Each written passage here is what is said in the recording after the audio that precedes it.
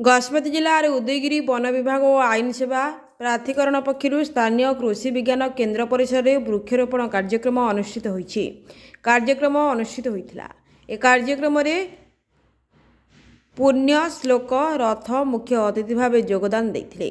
प्रथम श्रेणी विचारपति तरुण कुमार सेठी, बीडीओ लरिमन खरसेल, तहसीलदार ज्योतिर्मयी दास, कृषि विज्ञान केन्द्र वैज्ञानिक डॉक्टर सुश्रीत चौधरी, डॉक्टर संजीव कुमार माउंडी, जयशंकर प्रधान, मनोज कुमार साहू और विभाग अन्य कर्मचारी प्रमुख वृक्षरोपण कर कार्यक्रम शुभारंभ करथिले।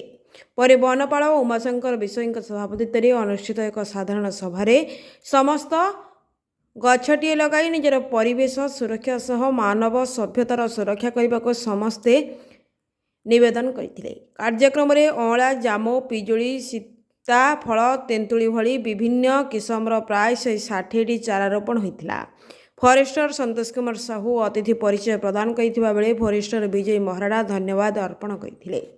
गजपति जिलार उदयगिरी मनोज कुमार पाणी रिपोर्ट, ओडिशा डिजिटल। स्कूल छात्र छात्री एसएसजी एवं बुद्धिजीवी बंधुगण,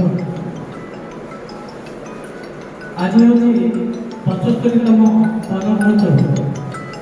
से भर महामुख्य फल छाया समन्वित जदि दैन फल बस्ती छाया के बात ये आरंभ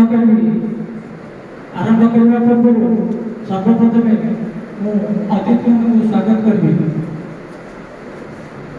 सर्वप्रथम स्वागत करी एमती जड़े लोक आकर्षणीय व्यक्ति से होती राउतगिरी मानव सचर्षा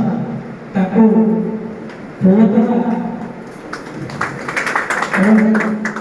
रिसेप्शन अनुरोध कर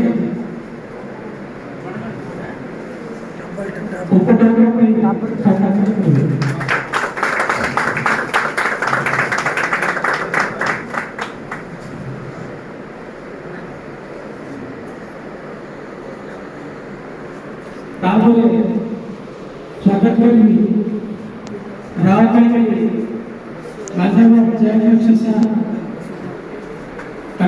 पुष्पगुच्छ